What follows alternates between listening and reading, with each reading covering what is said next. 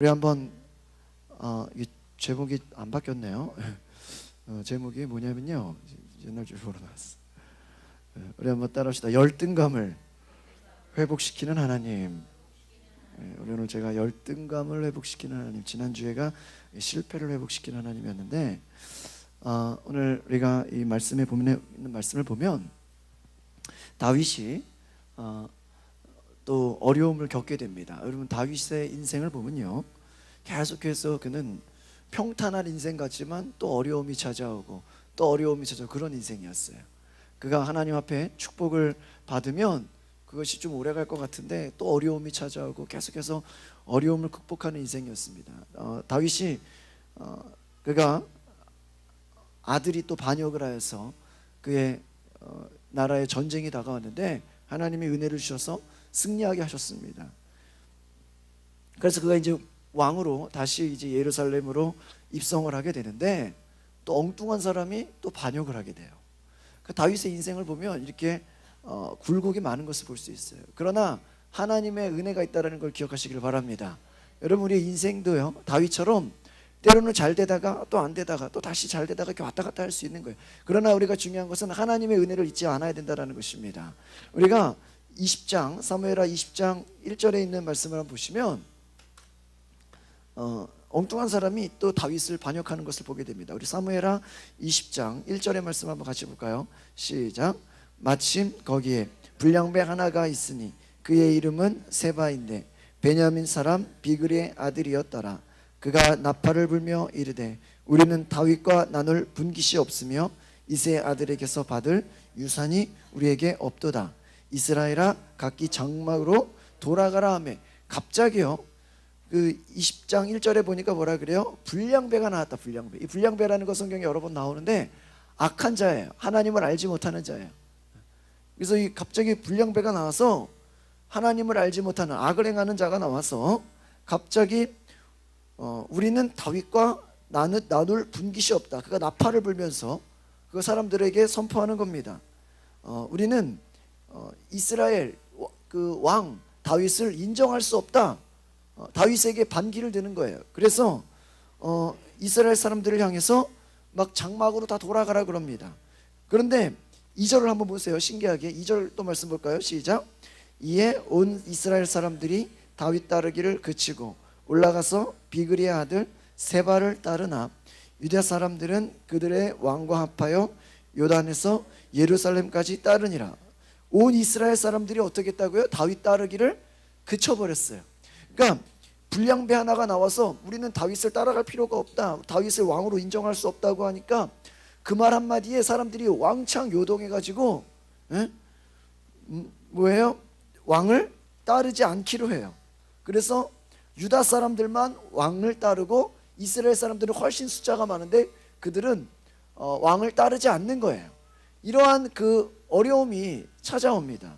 그래서 다윗이 위협을 느껴서 저 세바를 쫓아가서 공격을 해야 되겠다. 다시 한번 또 전쟁을 하려고 그래요. 근데 여러분, 다시 한번 또 전쟁을 하려고 이제 군대를 보내는데 오늘 본문의 말씀 보면은 한 지혜로운 여인이 나와요.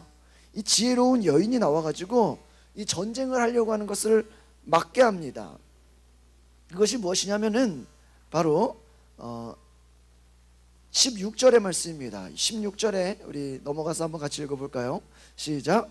그 성읍에서 지혜로운 여인 한 사람이 외쳐 이르되 들을지어다 들을지어다 청하건대 너희는 요압에게 이르기를 이리로 가까워라 내가 내게 말하려 하노라 한다. 갑자기 지혜로운 여인이 갑자기 나타났어요. 그래서 이 지혜로운 여인이 나타나서 전쟁을 하려고 요압이 쳐들어왔는데 어떻게 합니까? 바로 이 지혜로운 여인이 말하기를 지금 우리가 전쟁을 할 것이 아니라 내가 지혜를 가지고 한번 너희가 원하는 게 그 불량배 누구라 그랬어요? 세바라고 하지 않았냐? 세바만 너희한테 갖다 주면 되지 않냐? 그렇게 말합니다. 우리가 19절에 있는 말씀을 한번 읽어볼까요? 19절 시작. 나는 이스라엘의 화평하고 충성된 자 중 하나이거늘 당신이 이스라엘 가운데 어머니 같은 성을 멸하가자 하시는도다. 어찌하여 당신이 여호와의 기업을 삼키고자 하냐? 왜 지금 또 전쟁이 또 일어나려고 하냐? 전쟁이 일어나면 같은 동족끼리 또 죽어야 돼요. 응? 그러니까 요압이 결코 그런 것이 아닙니다. 그러니까 21절을 한번 읽어보겠습니다. 21절 시작. 그 일이 그러한 것이 아니니라. 에브라임 산지 사람 비글의 아들 그의 이름 세바라 하는 자가 손을 들어 왕 다윗을 대적하였나니 너희가 그만 내주면 내가 이 성벽에서 떠나가리라 하니라. 여인이 요압에게 이르되 그의 머리를 성벽에서 당신에게 내어 던지리라. 지혜로운 여인 하나가요, 이 반역하는 세바 하나를 잡겠다라는 거예요. 근데 여인이 무슨 힘으로 이 반역자를 잡겠습니까? 22절을 한번 읽어보겠습니다. 22절 시작. 이에 여인이 그의 지혜를 가지고 모든 백성에게 나아가매 그들이 비그리의 아들 세바의 머리를 베어 요압에게 던진지라. 예, 여기까지 보면요, 이 여인이 어떻게 했다 그래요? 지혜를 가지고 모든 백성에게 나아가서 비그리의 아들 세바의 머리를 던지게 만들어 버렸어요. 그러니까 전쟁을 해서 지금 누군가 죽고 또 싸움이 일어나야 되는데 지혜로운 여인 하나가 어떻게 됐습니까? 이 문제를 해결해 버린 거예요. 그래서 반역자, 이 불량배 세바를 사람들을 설득해서 죽게 만든 거예요. 그러니까 전쟁이 일어날 이유가 있어요, 없어요? 없어지는 것이죠. 저는 이 지혜로운 여인을 보면서 이 여인이 어디서 갑자기 이렇게 튀어나왔을까 생각해 보면 하나님이 다윗을 위해서 보내신 것이 아닌가 그런 생각을 해봅니다. 여러분, 다윗이요 계속해서 문제를 만나요. 인생의 문제를 만나지만 하나님이 그 문제를 해결할 수 있도록 또 지혜로운 여인을 보내주세요. 그러니까 우리가 깨달아야 될 것은 우리의 인생 가운데 많은 문제들이 다가옵니다. 그러나 내 힘으로 해결할 수 없고 또 그것이 많은 시간과 물질과 돈이 들어가고 때로는 많은 희생이 들어가지만 하나님이 보내주시는 이 지혜로운 여인 한 사람으로 말미암아서 문제가 해결된 것처럼 저와 여러분의 삶에 하나님이 이러한 정말 좋은 사람을 만나게 하시는 축복이 있을 줄 믿습니다. 여러분, 우리는요 하나님께 기도하면요 하나님이 좋은 사람을 만나게 한다는 것도 기억하시기를 바랍니다. 우리 옆에 있는 분들에게 인사합시다. 하나님께서 당신에게 좋은 사람을 만나게 하십니다. 좋은 사람 만나게 하십니다. 여러분, 하나님이 다윗에게 이 지혜로운 여인을 보내지 않았더라면 뭐를 했어야 돼요? 전쟁을 했어야 돼요. 누군가는 또 죽고 죽임을 당하고 희생을 치렀어야 돼요. 여러분, 이와 같이 우리의 인생 가운데 정말 하나님이 보내주시는 지혜로운 그 사람들을 만나시기를 바랍니다.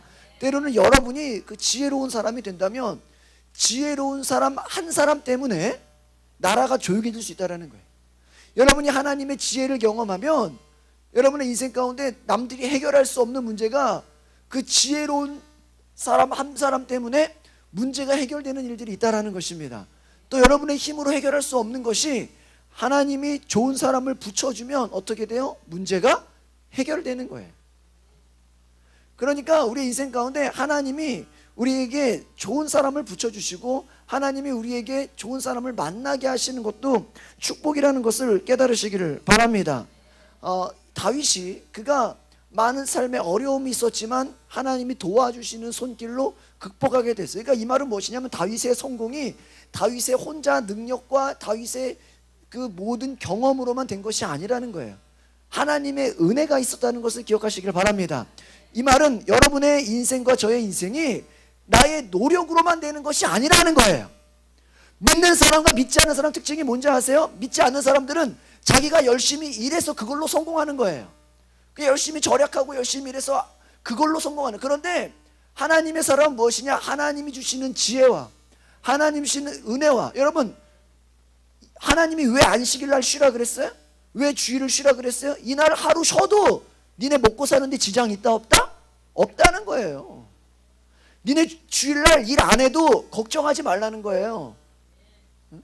여러분, 한국 사람들이 어떤 민족인지 아세요? 미국에 가면은 일반 사람들은 아침 10시에 시작해서 오후 4, 5시에 문을 닫아. 근데 한국 사람들이 개업을 하면 새벽 7시 시작해서 밤 12시까지 해. 그러니까 외국 사람들이 따라올 수가 있어요, 없어요? 따라올 수가 없어. 한국 민족이요, 부지런한 민족이에요. 내버려두면 24시간도 일하는, 잠도 안 자고 일하는 민족이에요. 여러분, 재밌는 게 뭔지 아세요? 제가 이렇게 미국에 여행을 가면은 이게 무슨 패키지로 여행 가잖아요. 그러면은 그 가이드가 뭐라 그러냐면은 여러분 밤 12시 11시에 호텔 들어가가지고 여러분 빨리 들어가서 주무시고 내일 새벽 4시에 일어나셔서 아침 식사하러 오시기 바랍니다. 근데 그 가이드가 하는 말은 전 세계에서 새벽 4시에 일어나서 아침 식사하고 관광하는 나라는 한국밖에 없대. 에? 한국밖에 없다는 거예요. 근데 정확하게 모든 사람들이 새벽 4시에 다 나와. 왜 그럴까? 뭐 하나라도 더 보려고. 관광, 여러분 외국에 패키지 관광 가면요 한국만큼 그냥 무슨 잠 3-4시간 자고 관광하는 나라가 한국밖에 없다는 거예요. 빨리 보고 사진 찍고 야 빨리 가자, 빨리 또 사진 찍고 빨리 가자. 왜 하나라도 더 봐야 되거든. 근데 외국 사람들 어떤지 아세요? 제가 이렇게 뉴질랜드에서 외국 사람들이 관광하는 거 이렇게 여행하는 거 보니까요, 제주도 가서도 이렇게 미국 사람들 여행하는 거 보니까 폭포에서 그냥 앉아 있어. 그냥 한 시간이고 앉아 있더라고. 그냥 가만히 있어. 우리는 그럴 수가 없어요. 민족성이 그러지를 못해요. 빨리 사진 찍고 딴 데 가야 돼. 하나 더 봐야 된다. 그러니까 이 민족이 뭐예요? 뭐 하나라도 더해서 돈 벌어도 남보다 막 더 열심히 일해야 되고 그런 민족이야. 남 10시간이라면 우리는 막 12시간 일해야 되고. 근데 여러분 생각해 보세요. 우리 민족이 그렇게 일만 하고 그런다고 여러분 사고가 안 터져요? 사건 사고가 안 일어나요? 아니죠. 우리 같이 열심히 일하고 해도 또 문제가 생기고 어려움이 되니까 하나님이 보호하고 하나님이 지키시지 않으면 여러분 하나님의 은혜가 아니면 우리가 살아갈 수 없다는 걸 고백하시길 바랍니다. 그러니까 여러분 우리 기독교인들은요 좀 여유가 있어야 돼요. 여러분 뭐 조그만 것 때문에 막 조급해하고 뭐 하나 그냥 뭐 조금 움직이면은 뭐 좀 돈 더 번다고 이런 그 얄팍한 생각을 하시면 뭐 금방 성공하는 것 같아도요 또 금방 잃어버려요. 이게 안타까운 거예요. 여러분 오늘 제가 그 열등감에 대한 그 얘기를 좀 드리려고 그러는 게, 제가 지난주에 여러분 실패의 치유를 제가 그냥 설교해도 여러분이 많이 은혜를 받으셨어요. 그래가지고 제가 좀 그 시리즈 되는 말씀들을 좀 더 준비했습니다. 우리 출애굽기 4장 10절부터 나와 있는데요, 우리 한번 앞에 있는 말씀 한번 읽어볼까요? 시작. 모세가 여호와께 아뢰되 오 주여 나는 본래 말을 잘하지 못하는 자니이다. 주께서 주의 종에게 명령하신 후에도 역시 그러하니 나는 입이 뻣뻣하고 혀가 둔한 자이다. 11절. 여호와께서 그에게 이르시되 누가 사람의 입을 지었느냐? 누가 말 못하는 자나 못 듣는 자나 눈 밝은 자나 맹인이 되게 하였느냐? 나 여호와가 아니냐? 이제 가라. 내가 내 입과 함께 있어서 할 말을 가르치니라. 13절. 모세가 이르되 오 주여 보낼 만한 자를 보내소서. 14절. 여호와께서 모세를 향하여 노하여 이르시되 레위 사람 내 형 아론이 있지 아니하냐? 그가 말 잘하는 것을 내가 아노라. 그가 너를 만나러 나오나니 그가 너를 볼 때에 그의 마음에 기쁨이 있으리라. 아멘. 여러분 모세가요 하나님 앞에 그도 하나님이 명령을 내리니까 뭐라 그래요? 나는 입이 뻣뻣하고 둔한 자입니다. 그러니까 하나님이 말씀합니다. 누가 네 입을 지었느냐? 누가 네가 말 못하는 자가 되었느냐? 내가 너를 만들지 않았냐? 그러니까 모세가 또 말합니다. 보낼 만한 자를 보내소서. 그러니까 하나님께서 모세를 향하여 노하여 이르시되 화를 냈다라는 거예요. 네 형 아론이 있지 않냐? 이 말은 무엇이냐? 여러분 하나님이요 우리에게 하고자 하시는 일은요 우리의 능력으로 불가능해 보여도 하나님은 그 일을 이루시기 원하시는 걸 아시기를 바랍니다. 여러분 우리가요 제가 지난주에도 말씀드리고 금요일에도 요즘에 제가 하나님이 우리를 축복하시고 하나님이 우리에게 은혜 주시기로 한다는 것들을 제가 계속 말씀드리고 있는데, 여러분 하나님이 여러분이 하는 일이 잘 되기를 원하십니다. 아멘. 그것은 무엇이냐? 부모가 자녀가 잘 되기를 바라는 것처럼 하나님은 여러분을 쓰시기를 원해요. 근데 우리는 여전히 모세와 같이 뭐라 그럽니까? 늘 부족하고 늘 연약하고 할 수 없대요. 근데 하나님 뭐라 그래? 내가 너를 만들지 않았냐? 내가 너를 부르지 않았냐? 내가 너와 함께 하지 않았냐? 여러분 제가 금요일에도 말씀드렸죠. 여러분 기도 제목을 들어보면 보통 여러분 그냥 꿈이 그냥 내가 하는 거 별 문제 안 생기고 그냥 내가 하는 일에 그냥 뭐 어려움이 있지 않고 그냥 그 정도예요. 저 이렇게 보면은 그냥 뭐 잘 되게 해주시고 뭐 그 정도밖에 안 돼. 정말 하나님의 큰 꿈, 하나님께 쓰임 받는 그 비전이 우리 가운데 많이 없다라는 거예요. 제가요 이 열등감이 무엇이냐지 한번 이렇게 조사를 해보니까 열등감이라는 것이요 다른 사람이랑 비교해서 자기 자신을 무능하게 생각하는 거예요. 자기 자신을 무가치하게 생각하는 거예요. 여러분 기독교인들 중에서도요 많은 사람들이 하나님의 은혜를 받고 새로운 피조물이 되었지만 나는 아무것도 아닙니다. 나는 그냥 벌레만도 못한 자입니다. 나는 아무것도 할 수 없어요. 그냥 그렇게 말하는 사람들이 많아요. 오늘 모세와 같이 하나님 나는 아무것도 못합니다. 나는 할 수 없습니다. 자신을 무능하게 생각하고 무가치하게 생각해요. 근데 열등감이란 건 어디서 오는지 아십니까? 남들하고 비교하는 데서 온다라는 거예요. 이 맥주웰 말츠 박사라는 분이 이렇게 얘기했어요. 우리 한번 같이 읽어볼까요? 시작. 세상 사람들 중 적어도 95% 정도는 뭘 느끼고 있다? 열등감을 느끼고 있다는 거예요. 많은 사람들이요 열등감을 느끼고 있어요. 그리고 그것을 안고 살아간다는 거예요. 나는 남보다 못해. 나는 할 수 없어. 나는 아무것도 못할 거야. 이런 생각을 하고 있다는 거예요. 심리학자 엘프레드 애들러라는 사람이 이렇게 얘기했어요. 인간은 어린 시절부터 신체적 조건과 힘의 부족으로 인해서 존재적으로 뭐를 느낀다? 열등감을 느낀다. 그 인간이 열등감을 갖고 있는 건 그 인간의 존재 자체가 뭐예요? 하나님이 부족하게 만들었어요. 그래서 힘이 부족하고 신체적으로 부족해요. 그래서 인간은 보이지 않는 열등감을 다 가지고 있어요. 저와 여러분은 다 있다라는, 우리는 흔히요 능력이 부족한 사람이 열등감이 높고요 능력이 많은 사람들은 열등감이 없을 거라고 생각해요. 이해가십니까? 그러나 실제로요 능력이 많은 사람들이 열등감을 더 많이 가지고 있다는 거를 우리가 그 통계를 보면 알 수가 있어요. 여러분 제가 한번 물어볼게요. 공부를 잘하는 학생과 공부를 잘하지 못하는, 거의 공부를 잘 안 하는 학생 중 누가 자살을 많이 할까요? 하는 거죠. 여러분 성경 속에 하나님의 그 위대한 사람들도요 아주 심한 열등감이 있는 것을 보게 됩니다. 그래서 모세에도 열등감이 있었고요. 또 40년 애굽이라는 그 나라의 왕자로서 왕궁에서 생활하던 모세가 나중에 그 40년 동안 도망치면서 아주 심한 어려움을 겪게 돼요.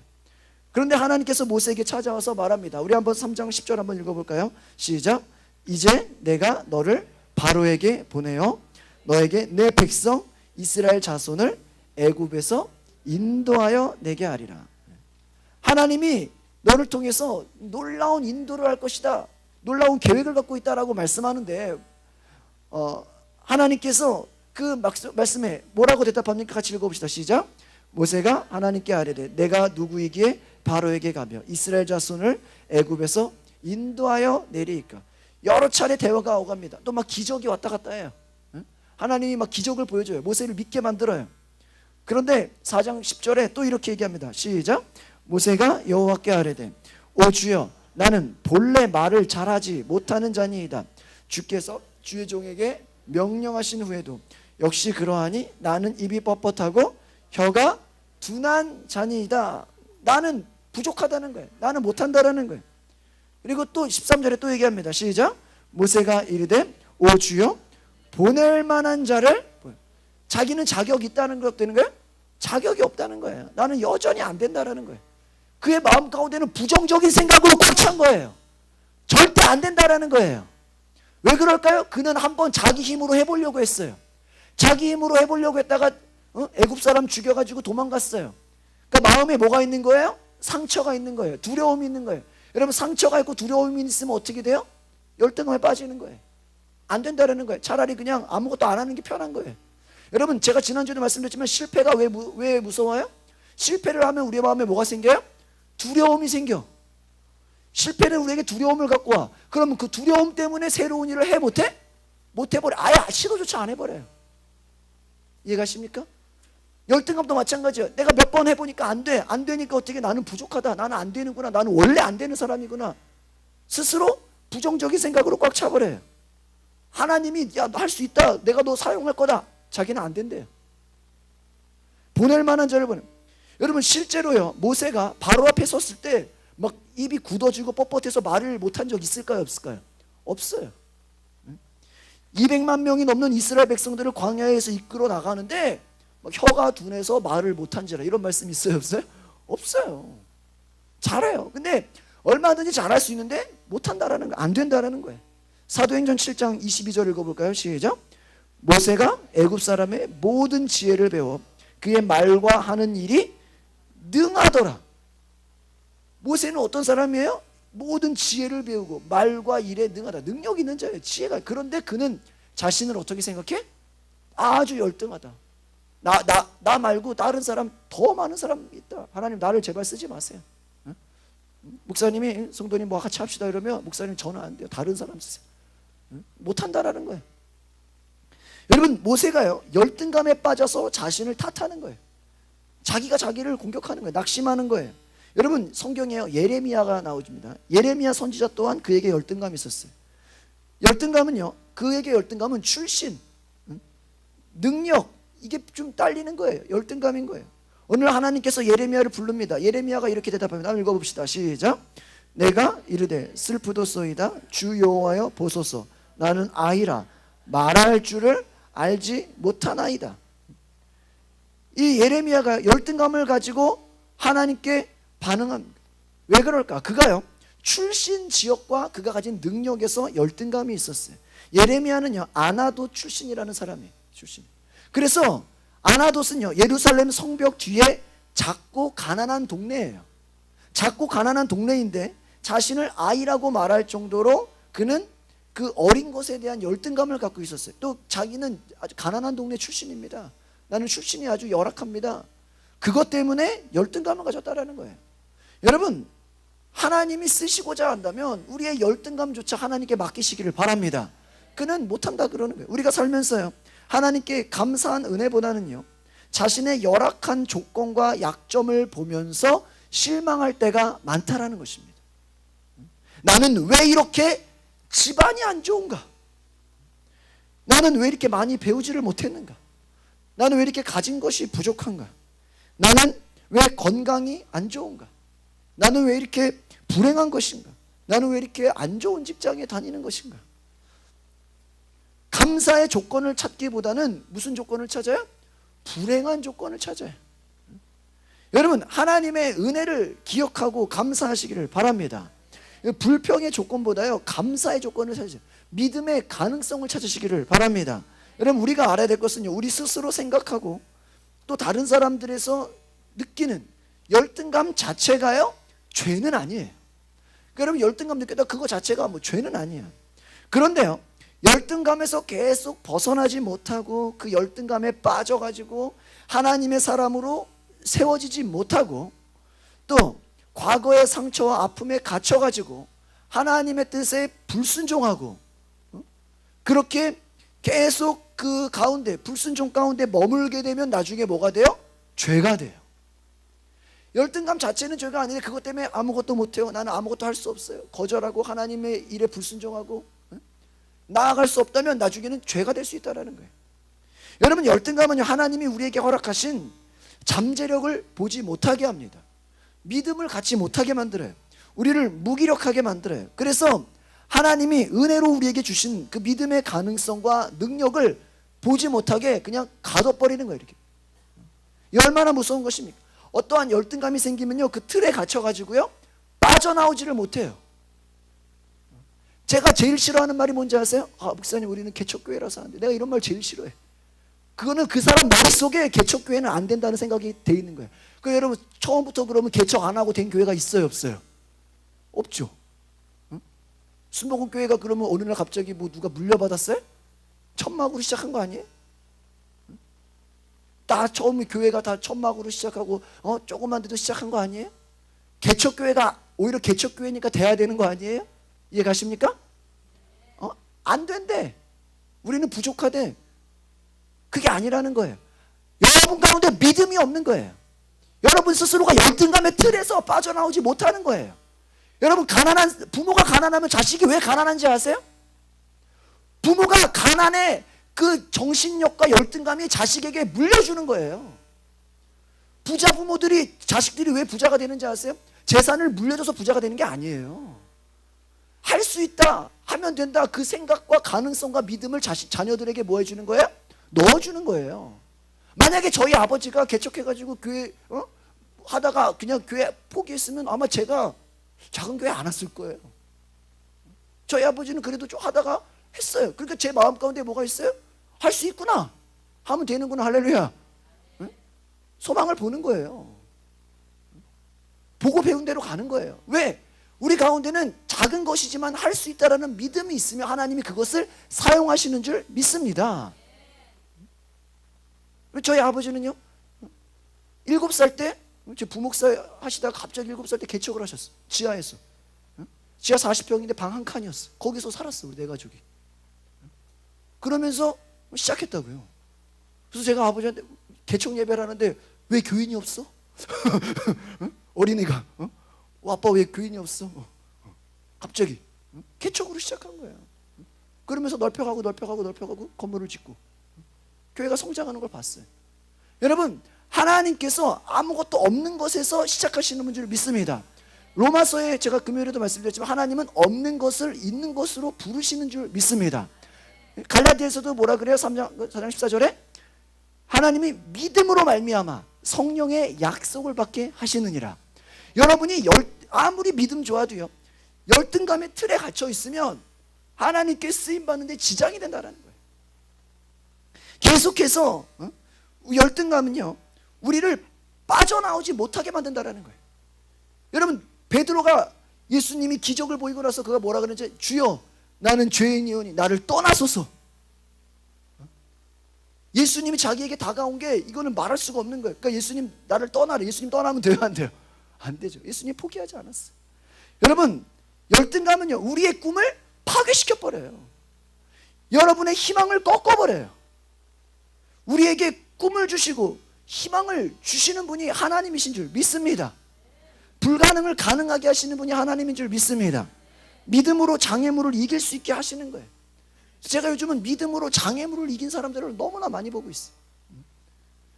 말씀을 통해서 약속 가운데 머무는 믿음을 잃어버리게 만들고 꿈과 비전을 생각조차. 그래서 여러분 열등감에 빠진 사람 특징이 뭔지 아세요? 꿈이 없어. 비전이 없어. 안타까운 거예요. 여러분 계속해서 나는 아무것도 못해. 나는 쓸모없는 인생이야. 왜 여러분이 쓸모없는 인생이에요? 나는 나약한, 나는 패배자야. 나는 망했어. 스스로가 자기를 비참하게 살아간다는 거예요. 여러분 하나님이 여러분을 열등감으로 또 회복시키실 줄 믿습니다. 여러분이 회복되면 자녀들이 회복되고 다 치유받고 정말 함께 믿음으로 살아가는 역사가 있다는 것입니다. 열등감은요 하나님의 사역 가운데 불순종을 일으키게 해요. 열등감에 빠져 있으면요 하나님이 불러낼 때 하나님이 어떻게 해요? 너를 사용하겠다고 하는데 어떻게 해요? 못하겠대요. 불순종으로 나오는, 이것은 죄가 된다는 거예요. 열등감에 사로잡히면요 하는 일마다 자신감이 없어요. 소극적이고 무기력해져요.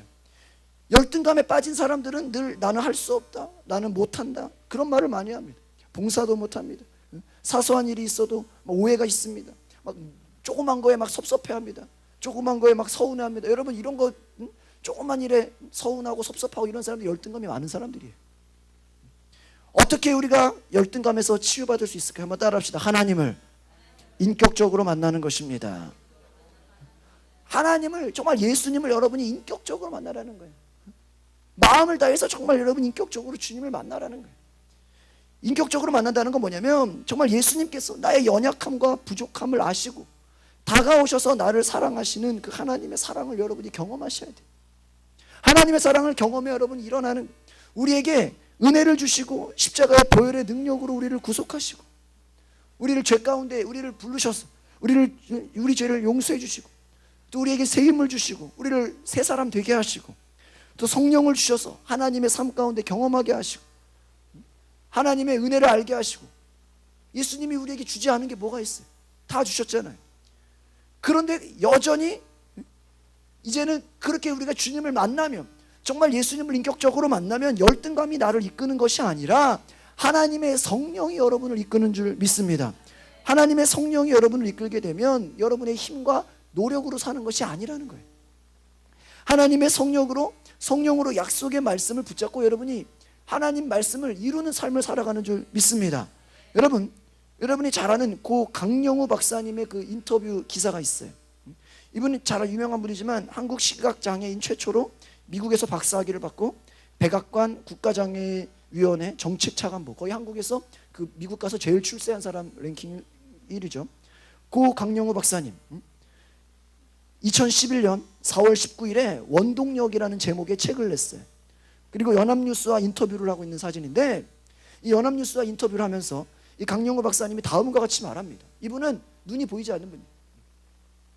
오늘날 우리는 사회 속에서 늘 비교하고 경쟁하는 시스템 가운데 살고 있습니다.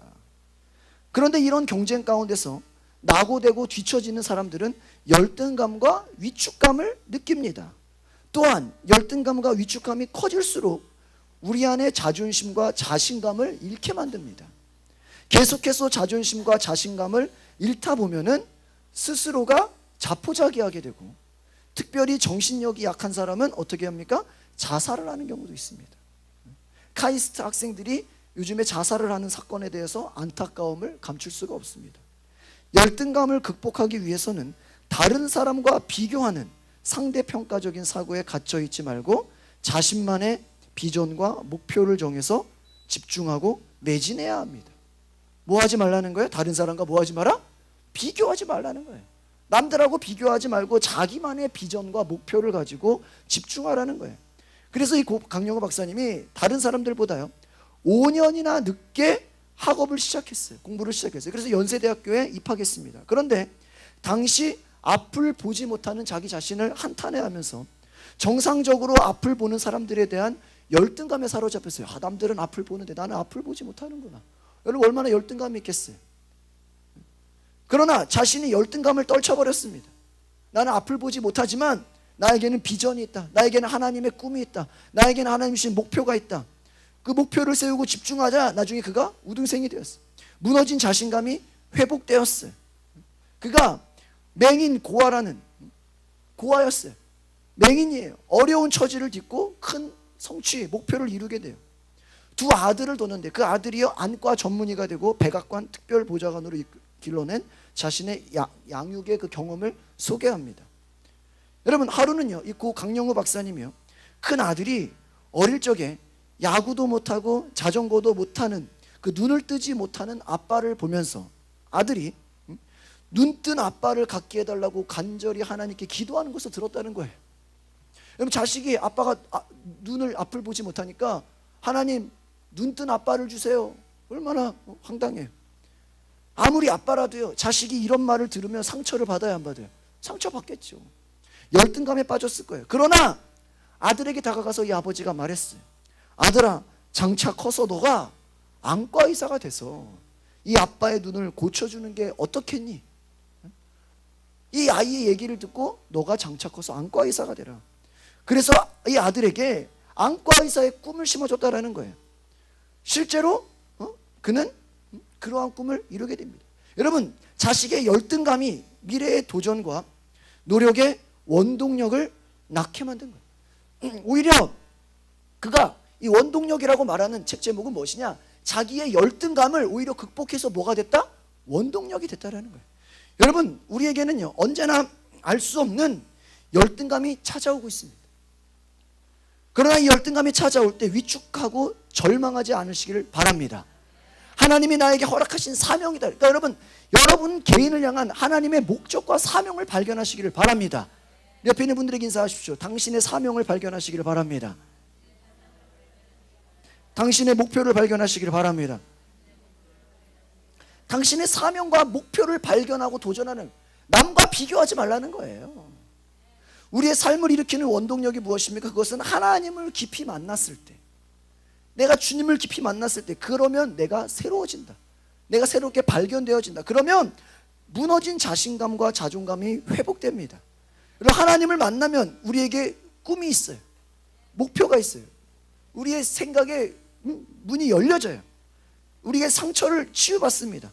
우리의 부정적인 우리의 생각들이요 믿음을 가지고 긍정적으로 변화돼요. 희망이 생겨요. 다시 한번 목표를 가지고 내가 할 수 있다라는 자신감이 생겨요. 하나님이 도우시는 은혜를, 확신을 가져요. 끝까지 포기하지 않는 힘을 얻게 되는 것입니다. 하나님이 그 목표를, 꿈을 이룰 수 있는 지혜와 창의력을 주신다라는 거예요. 아이디어를 주신다라는 거예요. 그래서 우리의 역사를 새롭게 창조하시는 분이 하나님인 것을 기억하시길 바랍니다. 하나님은요 역사 가운데 어떤 사람도요 똑같은 방법으로, 동일한 방법으로 쓰지 않았어요. 하나님이 모세를 사용하는데 모세를 사용한 것처럼 여호수아를 똑같이 사용하지 않았어요.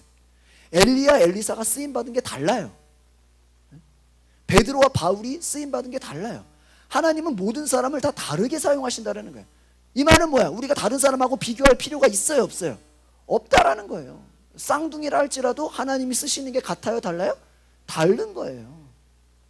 하나님이 나를 어떻게 쓰시는지 내가 목표를 향해 나아가야지, 남과 비교해서 하나님 저 사람은 왜 저렇게 하는데 나는 왜 이렇게 만들었어요, 그렇게 비교할 필요가 없다라는 거예요. 여러분, 하나님은 여러분 한 사람을 향한 놀라운 계획을 갖고 계시기 때문에 그 사명을 발견해야 여러분이 그 목표를 따라서 믿음으로 나아간다면 하나님께 놀랍게 쓰임받는 저와 여러분 되시기를 바랍니다. 기도하시겠습니다. 거룩하신 하나님, 다윗의 인생 가운데 그가 어려움과 고난을 만났지만 하나님께서 지혜로운 여인을 보내셔서 하나님 그의 모든 문제가 해결되게 한 것처럼, 하나님 우리가 때로는 문제를 만나고 열등감에 빠지고 고통 가운데 있을 때 하나님 여전히 우리를 내버려 두시는 것이 아니라 다시 일어나게 하시고 다시 하나님의 능력으로 우리를 일으키시는 것을 믿습니다. 하나님, 오늘 우리가 다시 한번 하나님께 구합니다. 하나님, 우리의 모든 열등감에서 자유하게 하옵소서. 다른 사람과 비교해서 나는 할 수 없다고, 나는 불행하다고, 나는 정말 나약하다고 스스로가 자기 자신을 깔보고 얕보는 그러한 믿음에서 하나님, 이제는 하나님이 나를 귀하게 창조하셨고 나를 통한 놀라운 계획과 꿈이 있으시고 하나님, 내가 믿음으로 나아가겠다라는 결단으로 우리가 나아가게 하옵소서. 오늘 이 시간 우리가 기도하는 우리 모든 사람들 하나님 축복하시고 하나님의 성령의 능력으로 일어나게 하옵소서. 감사와 찬양을 드리며 예수 그리스도의 이름으로 기도하옵나이다.